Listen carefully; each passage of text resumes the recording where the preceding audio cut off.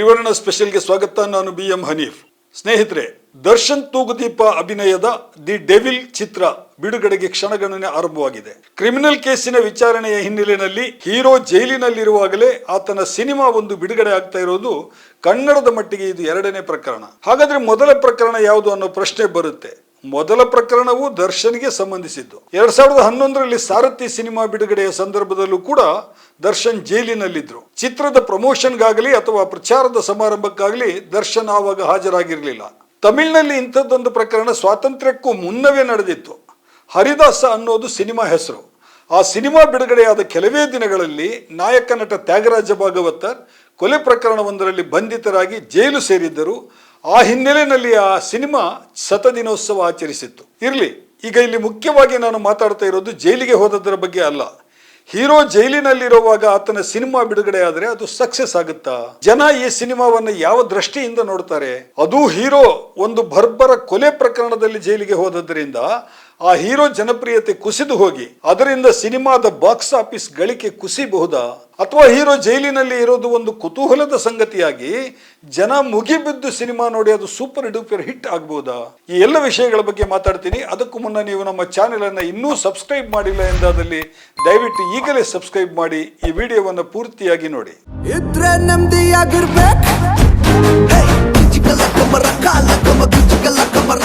ಸ್ನೇಹಿತರೆ, ಕೊಲೆ ಆರೋಪದಲ್ಲಿ ದರ್ಶನ್ ತೂಗುದೀಪ ಜೈಲಿನಲ್ಲಿದ್ದಾರೆ. ಹೈಕೋರ್ಟ್ ಜಾಮೀನು ಕೊಟ್ಟಿತ್ತು, ಆದರೆ ಸುಪ್ರೀಂ ಕೋರ್ಟ್ ಆ ಜಾಮೀನನ್ನು ರದ್ದುಗೊಳಿಸಿತು. ಕಾನೂನಿನ ಪರಿಭಾಷೆಯಲ್ಲಿ ಇದನ್ನು ನ್ಯಾಯಾಂಗ ಬಂಧನ ಅಂತ ಹೇಳ್ತಾರೆ. ಕೋರ್ಟಿನಲ್ಲಿ ಇನ್ನೂ ವಿಚಾರಣೆ ನಡೀತಾ ಇದೆ. ಈ ಮಧ್ಯೆ ದರ್ಶನ್ ನಟಿಸಿದ ಬಹುನಿರೀಕ್ಷೆಯ ಆಕ್ಷನ್ ಮತ್ತು ಥ್ರಿಲ್ಲರ್ ಚಿತ್ರ ದಿ ಡೆವಿಲ್ ಇದೇ ಡಿಸೆಂಬರ್ 11ನೇ ತಾರೀಕಿನಂದು ಬಿಡುಗಡೆ ಆಗ್ತಾ ಇದೆ. ಯಾವುದೇ ಹೀರೋಗೆ ಆಗಲಿ ಇದು ನಿಜಕ್ಕೂ ಅತ್ಯಂತ ಸಂಕಟದ ಸಂದರ್ಭ. ಸಿನಿಮಾ ಹಿಟ್ ಆದರೆ ಅದರ ಸಂಭ್ರಮವನ್ನು ಅನುಭವಿಸಲಿಕ್ಕೆ ಆಗದಿರುವಂತಹ ಸ್ಥಿತಿ. ಸಿನಿಮಾ ಫ್ಲಾಪ್ ಆದರೆ ತನ್ನಿಂದಾದ ಒಂದು ಪ್ರಮಾದವೇ ಈ ಸಿನಿಮಾದ ಫ್ಲಾಪ್ಗೆ ಕಾರಣ ಇರಬಹುದೇ ಅನ್ನೋ ಸಂಕಟ ಆತನ ಮನಸ್ಸನ್ನು ತೀವ್ರವಾಗಿ ಕಾಡುವಂತಹ ಸ್ಥಿತಿ. ಯಾಕಂದ್ರೆ ಒಂದು ಸಿನಿಮಾ ಅನ್ನೋದು ಕೇವಲ ಒಬ್ಬ ವ್ಯಕ್ತಿಯ ಉತ್ಪನ್ನ ಅಲ್ಲ. ಒಂದು ಸಿನಿಮಾ ನಿರ್ಮಾಣದ ಹಿಂದೆ ನೂರಾರು ಜನರ ಶ್ರಮ ಮತ್ತು ಬೆವರು ಇರ್ತದೆ. ಆ ಸಿನಿಮಾದ ಹೀರೋ ತಪ್ಪು ಮಾಡಿದ್ದೇನೆ ಅನ್ನೋದೇ ಕಾರಣವಾಗಿ ಸಿನಿಮಾ ಒಂದು ವೇಳೆ ಫ್ಲಾಪ್ ಆದರೆ ಅದಕ್ಕಾಗಿ ದುಡಿದ ನೂರಾರು ಮಂದಿಗೆ, ಅದು ಕಲಾವಿದರಿರಬಹುದು ಅಥವಾ ತಂತ್ರಜ್ಞರಿರಬಹುದು, ಅವರಿಗೆ ಅನ್ಯಾಯ ಮಾಡಿದಂಗಾಗುತ್ತೆ. ದರ್ಶನ್ ಜೈಲು ಸೇರಿದಾಗಲೇ ದಿ ಡೆವಿಲ್ ಚಿತ್ರದ ಶೂಟಿಂಗ್ ಅರ್ಧಕ್ಕೆ ನಿಂತಿತ್ತು. ಜಾಮೀನಿನ ಮೇಲೆ ಜೈಲಿನಿಂದ ಹೊರಬಂದು ದರ್ಶನ್ ಶೂಟಿಂಗ್ ಅನ್ನು ಅಚ್ಚುಕಟ್ಟಾಗಿ ಮುಗಿಸಿದ್ದಾರೆ, ಮತ್ತೆ ಜೈಲು ಸೇರಿದ್ದಾರೆ. ಹೀಗಾಗಿ ಚಿತ್ರ ಪ್ರೇಕ್ಷಕರಲ್ಲಿ ಒಂದು ಕುತೂಹಲ ಇದ್ದೇ ಇರುತ್ತೆ. ಚಿತ್ರವನ್ನು ಆ ಕುತೂಹಲವೇ ಕೈ ಹಿಡಿದು ಚಿತ್ರಮಂದಿರದಲ್ಲಿ ಮುನ್ನಡೆಸುತ್ತಾ ಅನ್ನೋದು ಈಗ ಎಲ್ಲರನ್ನೂ ಕಾಡ್ತಾ ಇರುವಂತಹ ಪ್ರಶ್ನೆ. ವೈಯಕ್ತಿಕ ಬಾನಗಡಿಗಳ ಹೊರತಾಗಿಯೂ ದರ್ಶನ್ಗೆ ಬಹುದೊಡ್ಡ ಫ್ಯಾನ್ ಫಾಲೋವಿಂಗ್ ಇದೆ ಅನ್ನೋದು ಸುಳ್ಳಲ್ಲ. ಜಾಮೀನಿನಲ್ಲಿ ಹೊರಗಿದ್ದಾಗ ಆದ್ಯತೆಯ ಮೇಲೆ ದರ್ಶನ್ ಸಿನಿಮಾದ ಉಳಿದ ಭಾಗದ ಶೂಟಿಂಗ್ ಅನ್ನು ಮುಗಿಸಿಕೊಟ್ಟಿದ್ದಾರೆ. ಡಬ್ಬಿಂಗ್ ಅನ್ನು ಕೂಡ ತೃಪ್ತಿಕರವಾಗಿ ಮಾಡಿ ಮುಗಿಸಿದ್ದಾರೆ. ಹಾಗಾಗಿ ಇದು ಅವಸರದಲ್ಲಿ ಮುಗಿಸಿದ ಸಿನಿಮಾ ಅಲ್ಲ ಅಂತ ಚಿತ್ರದ ನಿರ್ದೇಶಕ ಮಿಲನ್ ಪ್ರಕಾಶ್ ಸ್ಪಷ್ಟವಾಗಿ ಹೇಳ್ತಾ ಇದ್ದಾರೆ. ಡಿಸೆಂಬರ್ 11ನೇ ತಾರೀಕು ಸಿನಿಮಾ ಬಿಡುಗಡೆ ಆಗ್ತಾ ಇದೆ. ಅವತ್ತು ಬೆಳಿಗ್ಗೆ 6:30ಕ್ಕೆ ಶೋ ಆರಂಭವಾಗಲಿದೆ ಅಂತ ನಿರ್ಮಾಪಕರು ಹೇಳಿದ್ದಾರೆ. ಕನ್ನಡದಲ್ಲಿ 2D ಸ್ಕ್ರೀನ್ನಲ್ಲಿ ಚಿತ್ರ ತೆರೆ ಕಾಣ್ತಾ ಇದೆ.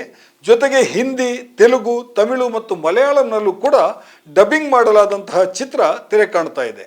ಸಿಂಗಲ್ ಥಿಯೇಟರ್ನಲ್ಲಿ ಚಿತ್ರದ ಅಡ್ವಾನ್ಸ್ ಬುಕಿಂಗ್ 5 ದಿನ ಮುಂಚೆಯೇ ಅಂದರೆ 6ನೇ ತಾರೀಕಿನಿಂದಲೇ ಶುರು ಆಗುತ್ತೆ. ಮಲ್ಟಿಪ್ಲೆಕ್ಸ್ಗಳಲ್ಲಿ ಬುಕ್ ಮೈ ಶೋ ಮೂಲಕ 1-2 ದಿನ ಮುಂಚೆ ಬುಕಿಂಗ್ ಶುರುವಾಗಬಹುದು. ಬುಕ್ ಮೈ ಶೋನಲ್ಲಿ ಟಿಕೆಟ್ ಬುಕಿಂಗ್ ಮಾಡೋದಕ್ಕೆ ಇವತ್ತಿನವರೆಗೆ 98,000 ಜನ ಆಸಕ್ತಿ ತೋರಿಸಿದ್ದಾರೆ ಅಂತ ಮೂಲಗಳು ಹೇಳ್ತಾ ಇವೆ. ಈ ಹಿಂದೆ ಸಾರಥಿ ಸಿನಿಮಾ ಬಿಡುಗಡೆ ಆಗಿದ್ದಾಗಲೂ ದರ್ಶನ್ ತೂಗುದೀಪ ಜೈಲಿನಲ್ಲಿದ್ರು. ಆಗ ಬೇರೆಯದ್ದೇ ಕಾರಣ ಇತ್ತು. ಪತ್ನಿ ವಿಜಯಲಕ್ಷ್ಮಿ ತಮ್ಮ ಮೇಲೆ ಗಂಡ ದೈಹಿಕ ಹಲ್ಲೆ ನಡೆಸಿದ್ದಾರೆಂದು ದೂರು ಕೊಟ್ಟಿದ್ರು. ಪೊಲೀಸರು ದರ್ಶನ್ರನ್ನ ಬಂಧಿಸಿ ಜೈಲಿಗೆ ಕಳಿಸಿದ್ರು. ಅದಾದ 2-3 ವಾರದ ಬಳಿಕ ಸಿನಿಮಾ ಬಿಡುಗಡೆ ಆಗಿತ್ತು. ಆಗ ದರ್ಶನ್ ಜೈಲು ಸೇರಿದ ಘಟನೆ ದೊಡ್ಡ ಅನುಕಂಪವಾಗಿ ಬದಲಾಗಿ ಸಾರಥಿ ಸಿನಿಮಾ ಹಲವೆಡೆ ಶತದಿನೋತ್ಸವವನ್ನು ಆಚರಿಸಿತು. ವರ್ಷದ ಅತ್ಯಧಿಕ ಗಳಿಕೆಯ ಸಿನಿಮಾ ಅಂತ ಕೂಡ ಬಾಕ್ಸ್ ಆಫೀಸ್ ನಲ್ಲಿ ದಾಖಲೆ ಬರೀತು. ಈಗ ಅದೇ ಸೀನ್ ಮತ್ತೆ ರಿಪೀಟ್ ಆಗುತ್ತಾ? ಖಂಡಿತ ಆಗುತ್ತೆ ಅನ್ನೋದು ಫ್ಯಾನ್ಗಳ ದೃಢ ನಂಬಿಕೆ. ಮುಖ್ಯವಾಗಿ ಮೈಸೂರು ಮತ್ತು ಬೆಂಗಳೂರು ಕೇಂದ್ರಗಳಲ್ಲಿ ಈ ಚಿತ್ರಕ್ಕೆ ಭರ್ಜರಿ ಆರಂಭ ಸಿಗುತ್ತೆ ಅನ್ನುವಂತಹ ನಿರೀಕ್ಷೆಯನ್ನ ಚಿತ್ರತಂಡ ವ್ಯಕ್ತಪಡಿಸ್ತಾ ಇದೆ. 2011ರಲ್ಲಿ ಸಾರಥಿ ಚಿತ್ರ ಬಿಡುಗಡೆ ಆದಾಗ ದರ್ಶನ್ ಪತ್ನಿ ವಿಜಯಲಕ್ಷ್ಮಿ ಇನ್ನೂ ನೋವಿನಿಂದ ಹೊರ ಬಂದಿರಲಿಲ್ಲ. ಗಂಡ ಥೇಟ್ ಡೆವಿಲ್ನಂತೆಯೇ ಅವರನ್ನು ಥಳಿಸಿ ಮೈ ಕೈಗೆ ಗಾಯವಾದದ್ದನ್ನು ಪೊಲೀಸ್ ದೂರಿನಲ್ಲಿ ನಮೂದಿಸಿದ್ದರು ಮತ್ತು ವೈದ್ಯರ ಸರ್ಟಿಫಿಕೇಟ್ ಕೂಡ ಆಗಿತ್ತು. ಆದರೆ ಈಗ ಸ್ವತಃ ಪತ್ನಿ ವಿಜಯಲಕ್ಷ್ಮಿ ದಿ ಡೆವಿಲ್ ಚಿತ್ರದ ಯಶಸ್ಸಿಗಾಗಿ ಪೂಜೆ ಪುನಸ್ಕಾರ ಮಾಡ್ತಾ ಇದ್ದಾರೆ.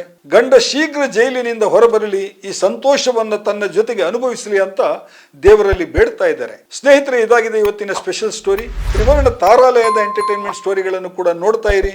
ನಮಸ್ಕಾರ.